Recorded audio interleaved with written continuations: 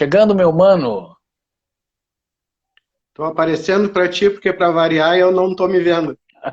Você está aparecendo sim. Você só está assim, cortando quase a sua boca e o seu celular está cortando mais ou menos aqui, ó. Mas você está aparecendo. Agora Melhorar um sim, pouquinho? melhorou um Tá. pouquinho. Mano, antes de começar o nosso trabalho, a nossa conversa, Hum, né? Eu quero te agradecer, porque afinal de contas, há muito tempo eu queria te convidar para a gente falar outras coisas, né? Porque do sim, nosso sim, sim. universo, porque eu estou brincando, né? Nem só de espiritismo e de psicologia vive o homem. Ah, Então, eu vou assim tecer aquela biografia de Wikipédia, tá? aham, Só para introduzir sobre quem a gente tranquilo. está falando hoje. E aí depois eu vou te passar para qualquer reparação que você tenha a fazer nessa biografia de Wikipédia aqui. Então vamos falar sobre David or Robert Jones, né? Nasceu em Londres, 8 de janeiro de 1947 e foi para o mundo espiritual em Manhattan, Nova York, no dia 10 de janeiro de 2016. 60 anos encarnados aqui no nosso mundo. Por vezes referido como camaleão do rock pela capacidade de sempre renovar sua imagem, tendo sido uma importante figura na música popular em 5 décadas e é considerado um dos músicos populares mais inovadores e ainda influentes de todos os tempos, sobretudo por seu trabalho nas décadas de 70 e 80, além de ser distinguido por um vocal característico e pela profundidade intelectual da sua obra. E aí, mano, teria alguma coisa que você gostaria de acrescentar nessa biografia aqui de Wikipédia? Primeiro, eu acho que a gente poderia fugir um pouco daquelas biografias que a gente lê e que são muito repetitivas em livros e que são muito copiados em revistas e trazer algumas coisas assim um pouco diferenciadas para a gente entender. Ah, por exemplo, ele veio de uma família britânica num bairro chamado Brixton, que é ainda um bairro de Londres. O pai dele trabalhava com caridade aos pobres, ele fazia gerenciamento de encaminhamento desses processos, e a mãe dele era dona de casa.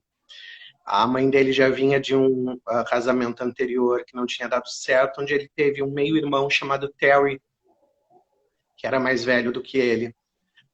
Segundo uma amiga de infância dele, quando ela foi visitar o David Bowie, na época ainda David Jones, na casa dele, ela disse que ficou apavorada porque era uma casa de uma ausência de humanidade, de sentimento, de expressão afetiva total.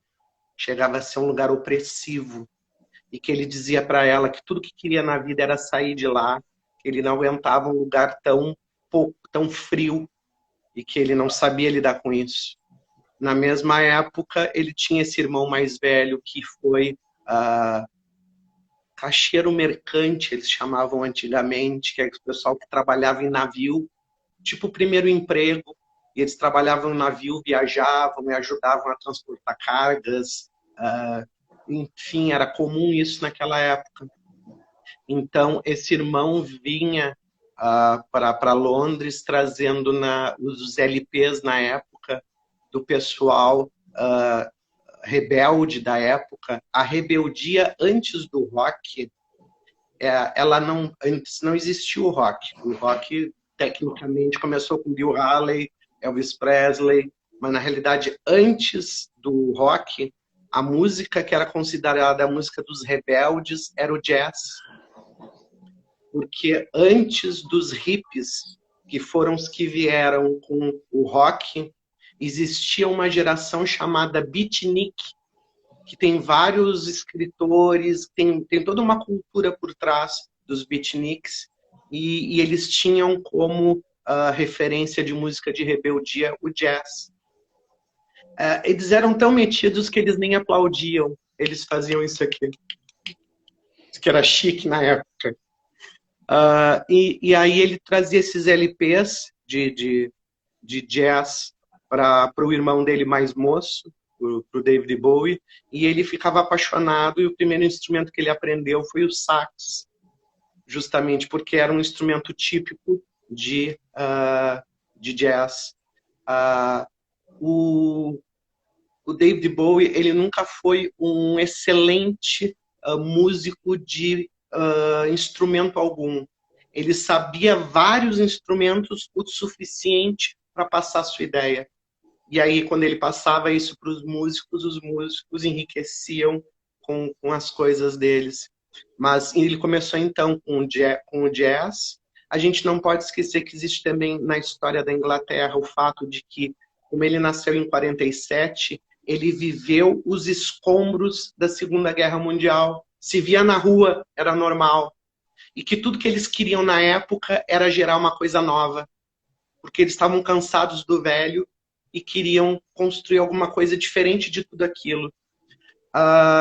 Na Inglaterra, é engraçado como o rock chegou na Inglaterra, porque o rock originariamente vem do rhythm and blues e do western, ou seja, uma mistura de música negra com música branca. Só que nos Estados Unidos sempre existia muito preconceito com o negro. Tanto que, na realidade, o Elvis Presley, ele cantava músicas que já tinham sido cantadas por negros há muitos e muitos anos, mas eles não aceitavam as músicas no meio cultural porque elas vinham originariamente de negros. Só que quando veio um branco cantar a música dos negros, aí eles aceitaram comercialmente o Elvis Presley e todo o estilo. Mas sempre houve um preconceito muito grande com a música dos negros, que é o rhythm and blues, que é uma das origens do rock. Então, o que aconteceu? Depois que estourou o rock nos Estados Unidos, por mais engraçado que seja, os músicos negros que faziam blues, que era a origem do rock, não tiveram mais espaço nos Estados Unidos para tocar a origem do rock, porque só queriam brancos. E aí a Inglaterra, que sempre foi muito curiosa em termos de cultura, começou a trazer por um cachê irrisório, porque eles não eram contratados nos Estados Unidos de maneira alguma. Então foram turnês e turnês e turnês. Era um absurdo de músicos de blues negros tocando na Inglaterra. E aí é que o rock começa a surgir na Inglaterra, a partir da sua base de rhythm and blues. Ou seja, eles conheceram o rock na sua origem, antes dele ser misturado com a música branca. Por isso que existe uma certa diferença entre o rock britânico do rock americano. O rock americano, ele é um pouco mais comercial, um pouco mais quadradinho. O britânico, como ele tem influência, especialmente Londres, por ser uma cidade portuária, de vivência de várias pessoas vindo de diversos lugares, então tem uma riqueza. Tinha os jamaicanos que vinham com a parte negra, com swing. Então é diferente o rock britânico. E aí o que aconteceu? Na época, quem fez o primeiro sucesso e tinha a mesma faixa etária do David Bowie foram os Rolling Stones. O Bowie estava no meio de tudo aquilo, assistindo tudo aquilo, mas não fazendo sucesso que nem os outros.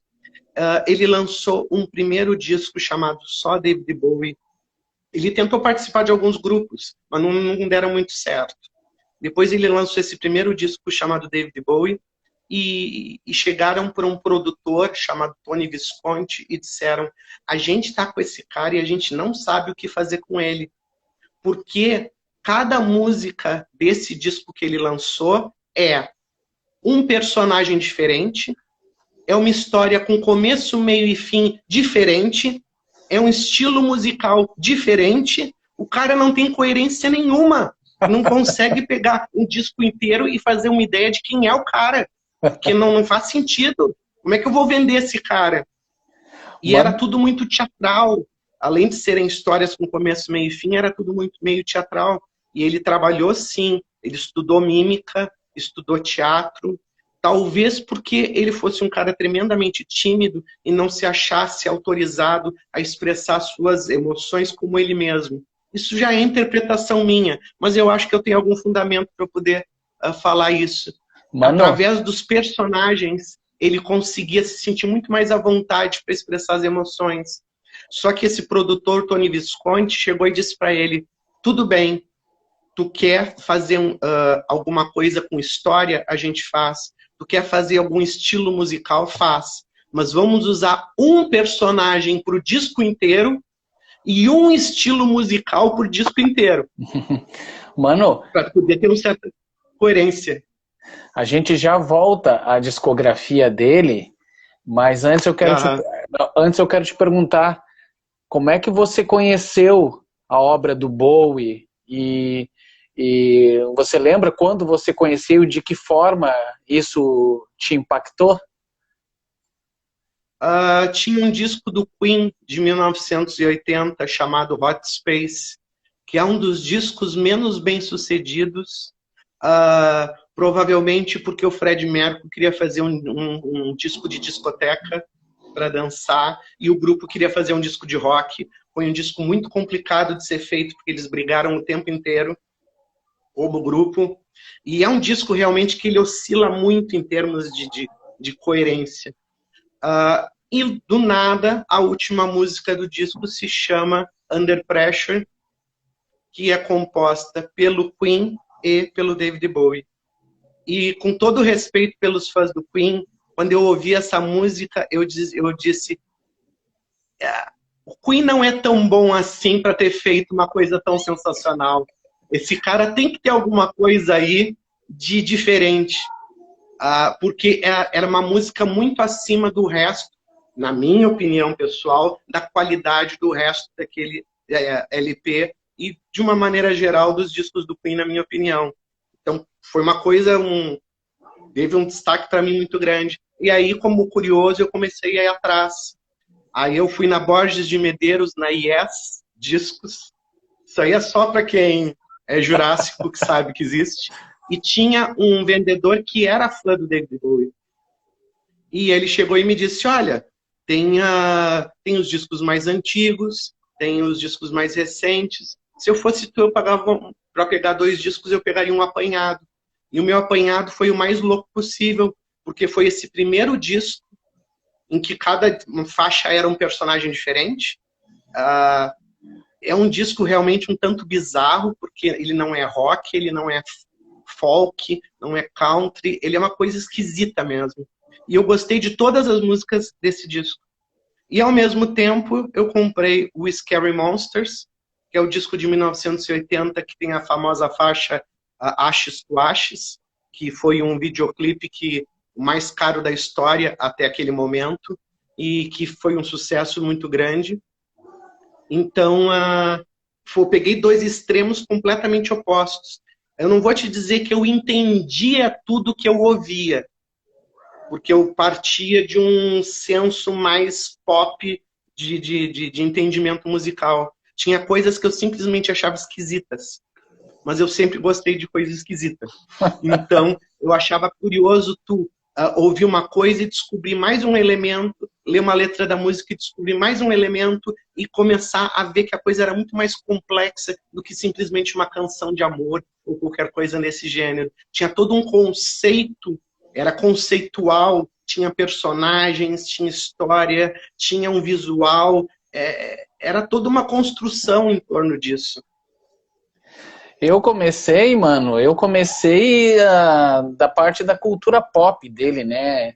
Que eu lembro, a referência que eu tenho é Labirinto, né? Underground. Você ia nas danceterias, não só pelo estouro que foi o filme, né? Mas, olha, danceteria, olha só. O cara entregando a idade. Não, porque quando nós íamos, né? Então tinha que rolar underground, em versão dance, versão mixada, né? E também, eu acho que mais ou menos da mesma época, né? O This Is Not America, né? Que na minha visão foi as primeiras vezes que eu prestei atenção dele, né? Que são músicas mais mais pops, mas que é a característica dele, né? Mesmo sendo pop, né? Tem um contexto, tem uma seriedade, tem uma coisa artística nesse processo. Eu fiz uma lista, mano, que eu acredito que você lembrou agora do Under Pressure, né? Eu fiz uma lista assim, das músicas que eu acredito que são as mais pops assim para nós brasileiros, né? Não falo em relação do mundo, né? Que é o Starman, mas o Starman ela foi propulsionada por aquela versão meio estranha do Nenhum de Nós, né? Que o pessoal eles pegaram pedaços da letra de várias músicas do David Bowie diferentes e fizeram a letra dessa. Esse é o que tem de mais curioso. Eles não tentaram fazer uma tradução simples de uma música só. Eles fizeram uma compilação de várias letras de várias músicas diferentes dele numa só. E ficou mais famoso aqui no Brasil do que a original. Sim. Fazer o quê? É da vida. E tem o This Is Not America, né? Que na época das baladinhas o pessoal dançava agarradinho, achando que era uma música de romance entre amor entre as pessoas. Era pesadinha. E não sabe a verdadeira origem, né, da letra, né? Era sobre drogas e adolescência. E outra coisa, né, mano? Outra das pistas, né? Let's Dance, né? Outra das pistas, das danceterias, né? E tem alguma outra mais pop que te venha na mente agora que o Brasil consumiu? É que eu lembrei mais essas. A Modern Love, Let's Dance, China Girl, tudo do mesmo álbum. China Girl, isso. Ótimo. É que essa fase que tu chama, que tu conheceu o Bowie, na realidade, ela vai de 1980, onde o Bowie lançou o último LP, Scary Monsters, e ele ficou num hiato de 3 anos sem lançar discos até 83, quando ele lança o Let's Dance. Mas isso tem um motivo, é porque ele tinha um empresário que estava ganhando uma porcentagem muito alta em cima das coisas dele, e estava em disputa judicial, e ele resolveu não lançar um álbum próprio para que este empresário não ganhasse dinheiro em cima dele. Então ele só lançou entre 80 e 83 participações especiais, músicas individuais para trilhas sonoras, mas não existe um LP dele nessa época. Em 83, quando ele chegou e disse, não, agora que acabou o contrato com o empresário, eu posso lançar um disco, só que ele estava, em termos de dinheiro, curto das verbas. Então ele chegou e disse, eu quero fazer o disco mais comercial da minha carreira. Pela questão financeira também, e por querer voltar, depois de 3 anos, se sentindo constrangido a não poder lançar coisas dele. E aí ele se juntou com um cara que era do conjunto Chic, que era um conjunto de discoteca que tinha na época, o produtor chamado Nile Rodgers, que quem puder conhecer esse conjunto é sensacional. Chic é o nome. Tocava muito na época da discoteca, tinha uma base rítmica de baixo, de bateria, extremamente forte. E ele disse, eu quero o disco mais comercial e óbvio do mundo. E que lançar isso, que o cara ouça 5 segundos da música e já saia grudado na canção. Então ele foi feito para ser um disco comercial. E ele foi feito em 17 dias. Uau! Porque ele não gostava de gastar tempo em estúdio. Ele gostava de ser rápido. E foi um... Não, desculpa. Pode continuar. Não, isso aí. Não, e foi realmente, ele conseguiu o objetivo dele. E foi um golaço, né? Eu dei uma espiadinha aqui, foram 26 álbuns, né, de carreira, assim, né? 26 álbuns, né? Não tô colocando as trilhas, nem coletâneas, nem achados e perdidos, mas assim, 26 álbuns de carreira, né? Perdoe-me o meu inglês, mas eu vou listar aqui para vocês, né? 67 David Bowie, 69 David Bowie, 70 The Man Who Sold the World, 71 Hunky Dory, 72 The Rise and the Fall of the Ziggy Stardust, né? And the Spiders from Mars, Credo, olha Ah, o tamanho do título do. Eu tô falando os nomes dos álbuns, mano. Aí você depois era uma comenta. ópera rock, por isso esse título pomposo. Depois você comenta os que você achar interessante comentar sobre algum deles. Depois, Aladdin Sane, Pinups, Diamond Dogs, Young Americans, Station to Station, Law, Heroes, Lodger, a que você falou, né? Scary Monster, e aí, entre aspas, tem And the Super Creeps.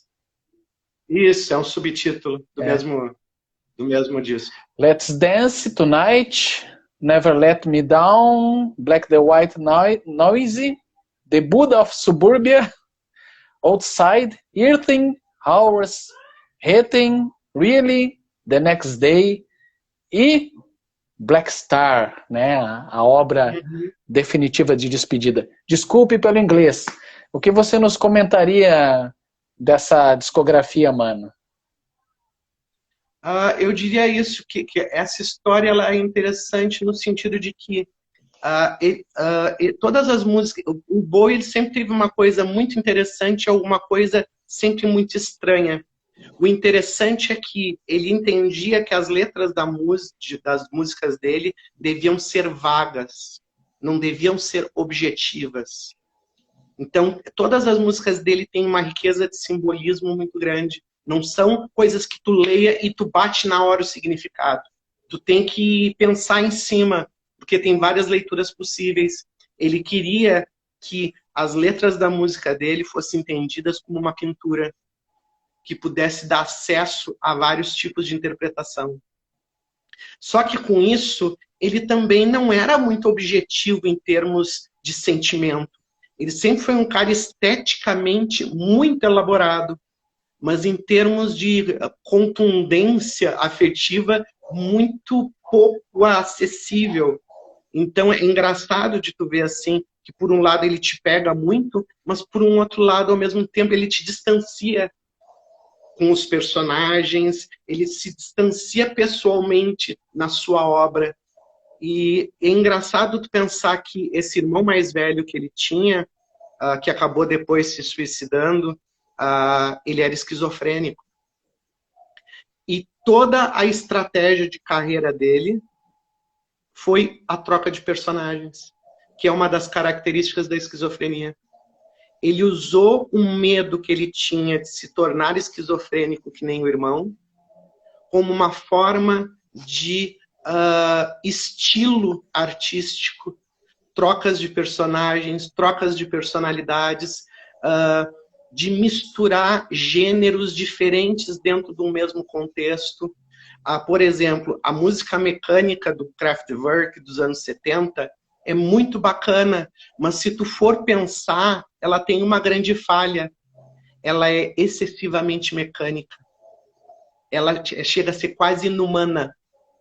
Aí o David Bowie pega esse tipo de música que ele amava de paixão, Kraftwerk, tem até música em homenagem ao vocalista do Kraftwerk, e ele pega e mistura com bateria e baixo de funk. Então, nessa junção, ele cria sempre um híbrido de mais de um gênero. E nisso é que dá o diferencial dele. Ele não gostava de ser chamado de camaleão, porque ele dizia que o camaleão é aquele que tenta ficar parecido com o fundo, tenta ficar igual a todo mundo. E que ele queria ficar diferente de todo mundo o tempo inteiro, para poder encontrar sua própria personalidade.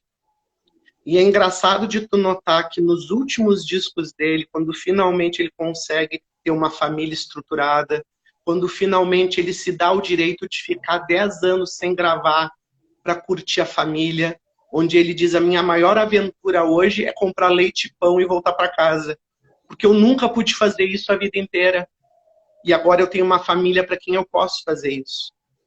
E aí ele lança uma música do penúltimo disco dele, chamada Where Are We Now,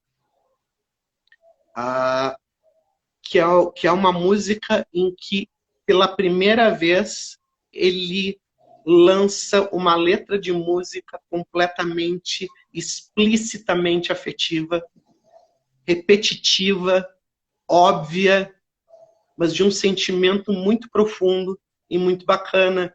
Ele conseguiu, no final da vida, conquistar coisas, mesmo através da música, de uma afetividade que ele normalmente não tinha. Ele conseguiu conviver com os músicos que acompanhavam ele realmente como amigos e não como músicos contratados. Então, ele conseguiu fazer uma família musical, ele conseguiu fazer uma série de conquistas importantes. E uma coisa curiosa, o músico que mais tocou com ele a vida toda era um pianista chamado Mike Garson. Disse que em 1970 e poucos, o David Bowie foi consultar uma vidente. E que esta vidente teria dito para ele que ele morreria com 69 anos ou 70 no máximo. Aí o Bowie falou isso pro pianista dele, isso em 74, por aí. E o pianista chegou e disse, mas é uma vidente, né? Não dá para levar muito a sério. E disse que o David Bowie respondeu, não, mas esta é séria. Então eu vou fazer o último disco da minha vida. Se preparem, porque quando chegar a hora, eu vou fazer esse disco e vai ser uma coisa sensacional. Ele conseguiu matar duas vontades dele. Ele sempre teve a vontade de fazer um musical. Desde adolescente, ele nunca tinha feito. E ele fez um musical chamado Lazarus, com algumas músicas inéditas em outras músicas antigas. Ele chegou a ver a estreia dessa peça. Ela existe, já foi feita até no Brasil, mas durante um período muito curto. E esse era um dos sonhos dele. E o outro era de fazer a grande despedida dele. E se tu for ver as letras... E ele fez de uma maneira, assim, quase chocante. Porque ele tinha ideia de quando ele ia morrer. E ele lançou o disco no dia do aniversário dele, que foi dia 8 de janeiro. E dia 10 ele morreu. Então ele criou aquela grande apoteose de ter surgido a grande obra dele do nada, porque ele tinha sob contrato, os músicos não poderiam dizer que estavam gravando, ele queria que o lançamento fosse uma surpresa total e absoluta no mercado. Então ninguém podia saber. Então quando surgiu, surgiu do nada. E as pessoas ficaram boquiabertas e começaram a dar espaço para ele como se fosse notícia do homem que chegou na Lua, porque era uma coisa muito estranha. E dia 10, pumba, aquele impacto era o que ele queria. Ele queria esse impacto, porque ele foi showman até o fim da vida e ele gostava disso, desses choques e dessas coisas. Então, acho que ele atingiu muitos dos objetivos que ele queria ter alcançado. Mas se tu for ver as letras desse último disco, Black Star, elas são de rasgar o coração, assim, de tão viscerais que elas são. Coisas do tipo, eu não posso deixar tudo ir embora. E coisas do tipo assim, eu não consigo largar tudo, eu não consigo me desapegar de todas as coisas. E assim vai, letra após letra, a própria Lazarus falando, né, sobre o que volta da morte. A importância que ele deu para o clipe, inclusive, o clipe foi gravado 2 dias antes dele morrer. E ele se sacrificando muito para fazer as coisas. E a piada no estúdio de gravação foi que o final desse clipe, um dos técnicos disse, tu começa o clipe saindo do armário, né? Por que tu não termina o clipe entrando dentro do armário de novo? Um cara lá da técnica sugeriu e ele disse, essa é uma boa ideia, gostei da tua ideia. Aí depois começaram a tirar sarro da cara do Bowie, porque, né, ele saiu do armário na década de 70 e a sua despedida foi voltando para o armário. Mas realmente eu lembro que foi aquele impacto, né, do lançamento do Black Star, com aquela música fantástica, com quase 10 minutos, e aquele videoclipe maravilhoso. Deu aquele boom, e 2 dias depois deu aquele boom de novo. Mano, desses 26 álbuns dele, quantos deles você comprou e você ouviu todos? E teve algum especial que você ouviu, perdeu as contas? Tem um preferido? Para tu ter uma ideia, oficialmente, a média é isso aí, 26, 27. Eu tinha uns 350. Caramba! No Rio Grande do Sul, eu era considerado o segundo maior colecionador de David Bowie. No Brasil, um dos maiores. Só que chega uma hora em que tu começa a gastar tanto grana com essas coisas que tu sabe que tu tem que viver e não dá para ficar só brincando de colecionar. Então aí eu parei um pouco com essa... Mas onde é tanto LP que tinha dele? Piratas, de shows, de N coisas diferentes, de raridades. E eu realmente, eu ouvia porque eu gostava de ouvir. E realmente todas as fases me agradaram. É difícil tu ter o fã que goste de todas as fases.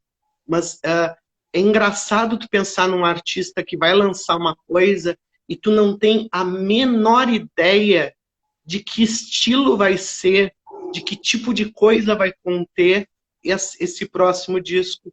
O Bowie não foi o cara que mais vendeu discos na face da Terra. Com certeza não. Embora ele venda muito bem. Mas o grande destaque dele e que faz dele um diferencial em relação a qualquer outro artista é no sentido de que ele era um grande influenciador com ideias que os outros... as pessoas, quando vão por uma linha e funciona, elas tendem a seguir aquela linha comercial para ter o seu garantido. O David Bowie disse para um cara, uma vez, de uma banda, esse cara chegou e disse, o que eu faço na minha carreira? Eu não sei se eu volto a gravar com a minha antiga banda, se eu faço um disco solo. O Bowie chegou e disse para ele, o que seria mais desconfortável para ti? Ele disse, voltar para a minha antiga banda. Ele disse, então volta para a tua antiga banda, porque é dever do artista trabalhar fora do senso comum, ter que se desafiar a ir além daquilo que ele já fez até então.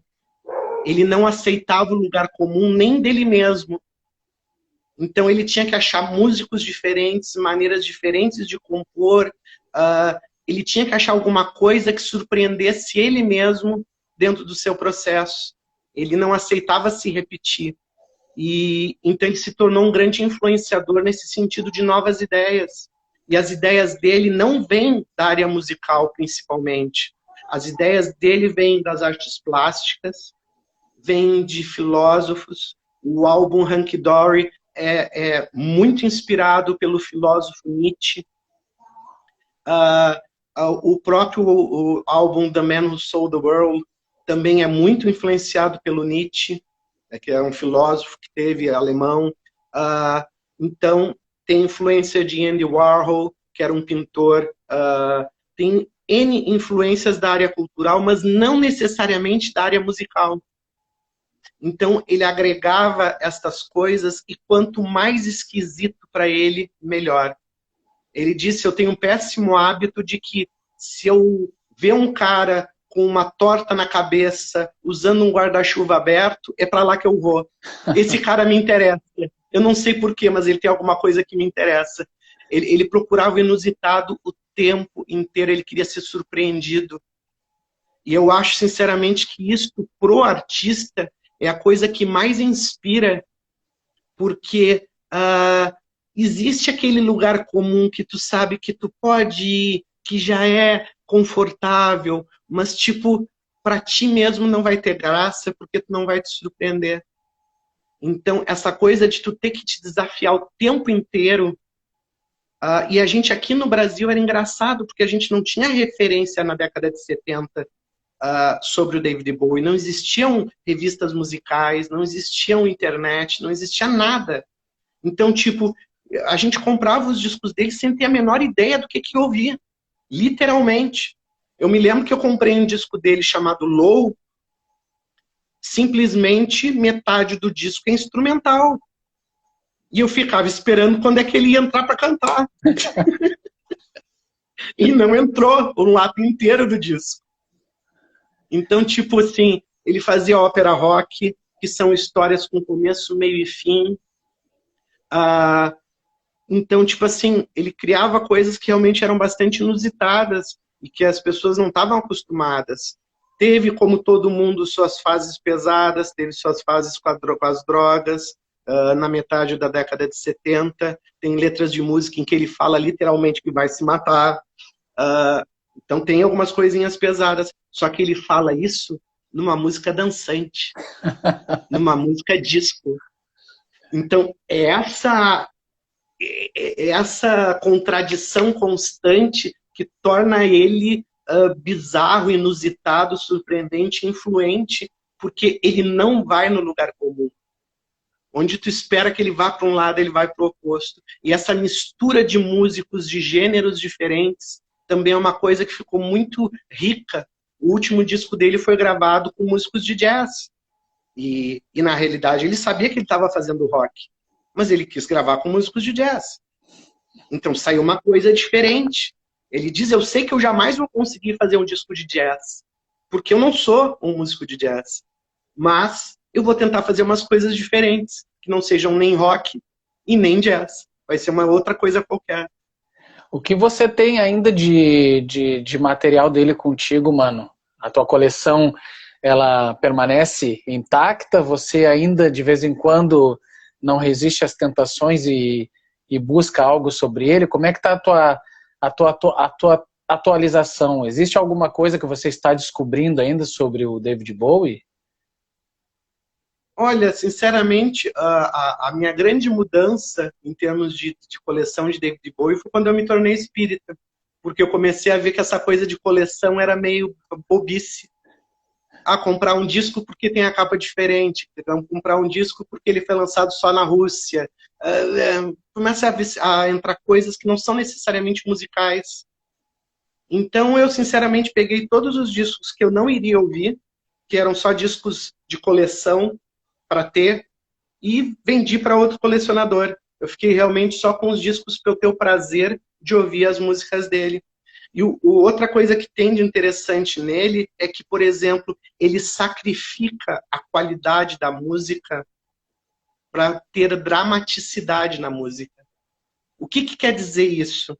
Que se ele está cantando no momento da música em que aquilo tem que ser visceral, ele desafina de propósito para tornar aquilo visceral. Então, ele está muito mais preocupado com a interpretação da música do que com a qualidade artística de deixar redondinho e afinadinho e tudo perfeitinho.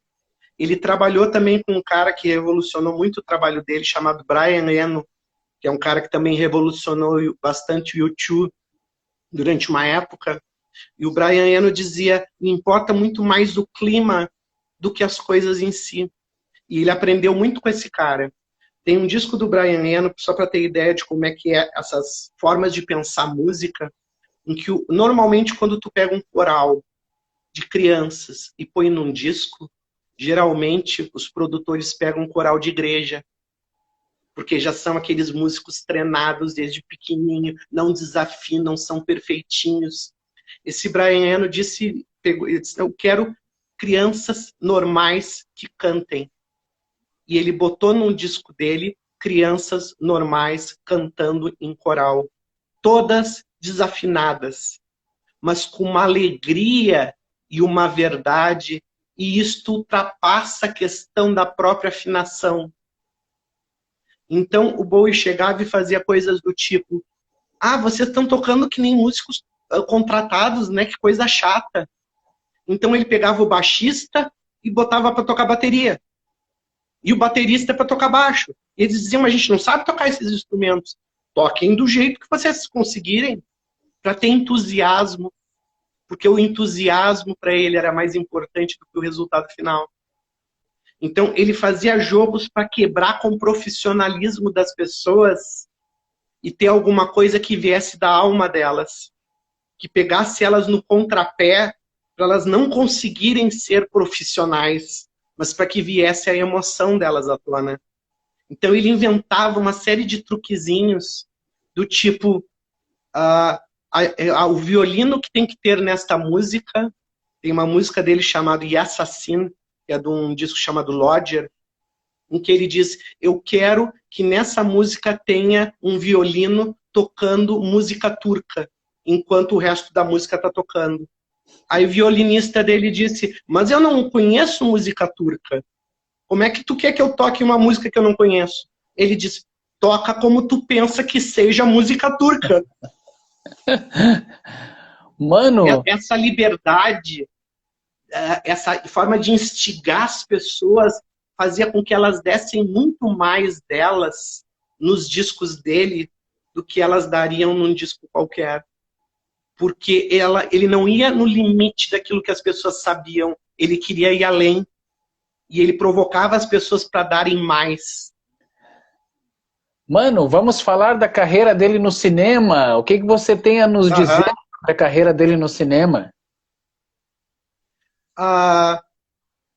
Ele estudou teatro, ele foi mímico durante a turnê desse LP, Rise and Fall of Ziggy Stardust and the Spiders from Mars.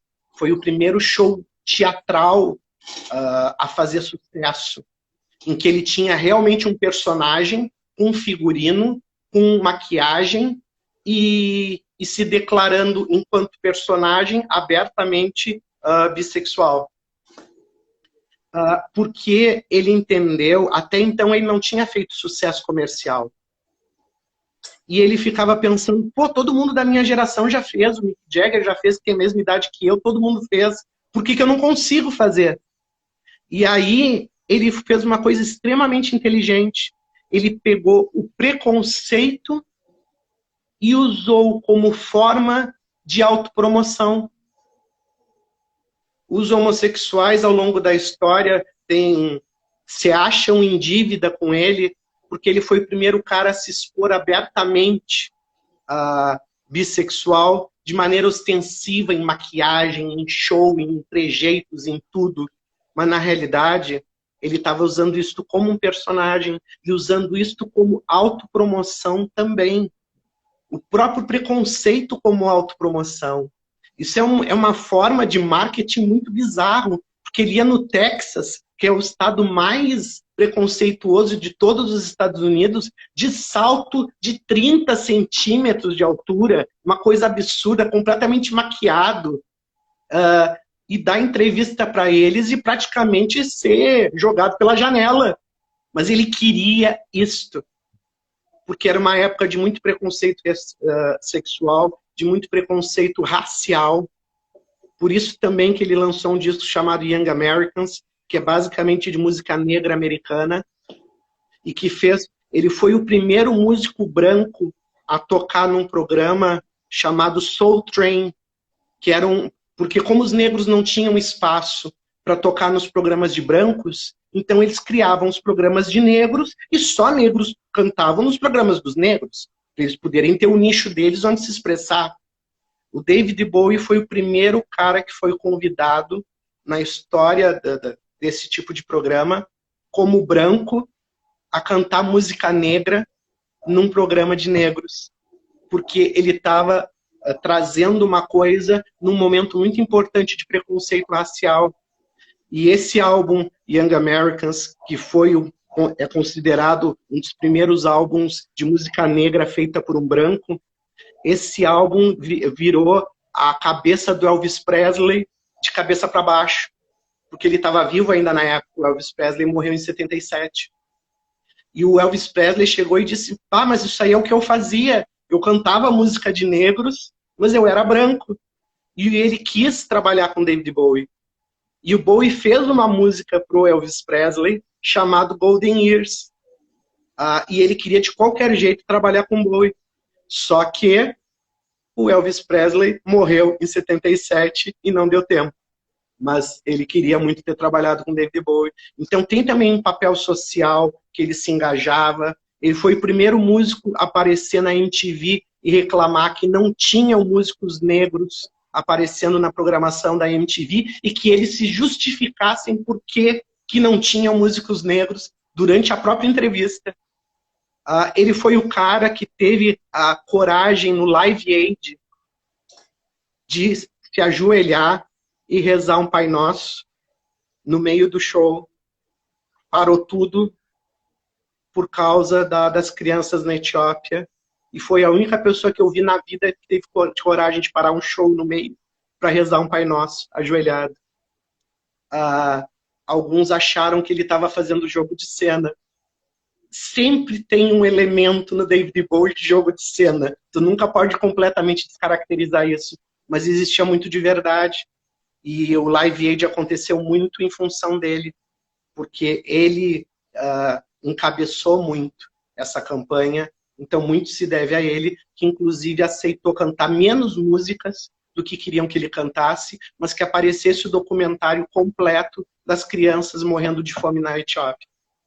E as 3 vezes em que esse documentário apareceu, durante o show e antes, que ele se derramou chorando o tempo inteiro.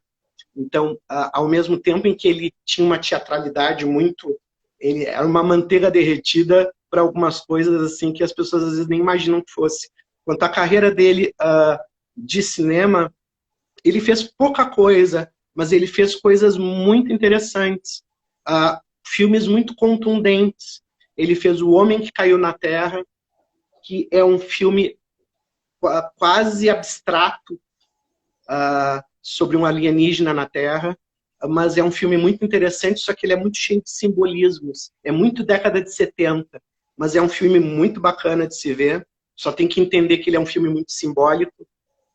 Eu gosto muito da participação dele no Fome de Viver, embora seja uma participação pequena, mas eu acho um filme sensacional. Se alguém tem alguma dúvida sobre a competência dele como ator, vejam Furiô em Nome da Honra, que é um filme sobre um preso britânico enfrentando um diretor de presídio japonês, em que eles têm conceitos de honra completamente opostos. Para o inglês, honra seria ficar vivo e prejudicar o inimigo, e se manter vivo para gastar a comida do inimigo, para gastar as balas do inimigo, para gastar os soldados, para manterem eles presos e não irem para a luta. Enquanto que para o japonês, a honra seria se matar pelo harakiri. Então, é um filme muito bonito nesse sentido, que ele mostra a honra sob 2 pontos de vista completamente opostos. E tem uma cena de mímica nesse filme, em que ele finge que tá comendo, quando na realidade ele está passando fome, que é assim de uma dramaticidade muito bonita. Então tem coisas muito boas. Não digo que tudo que ele tenha feito tenha sido sensacional, mas ele tem alguns marcos muito importantes, e ele é considerado pela maioria das pessoas, dos cantores, aquele que atuou melhor.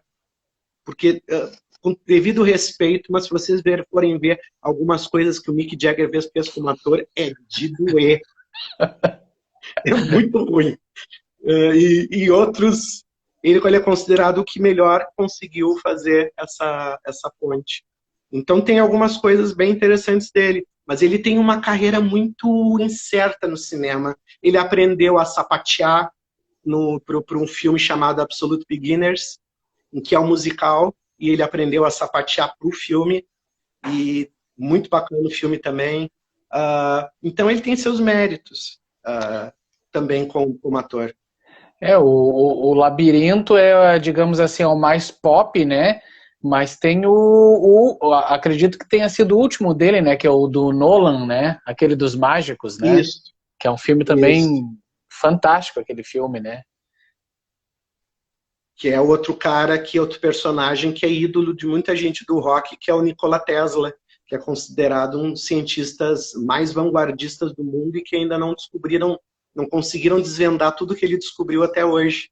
Então, tem até um grupo de rock chamado Tesla, em homenagem a esse cara. E é uma interpretação mais sutil, mais suave, mas que está ali a marca dele também como ator, de maneira muito, muito clara.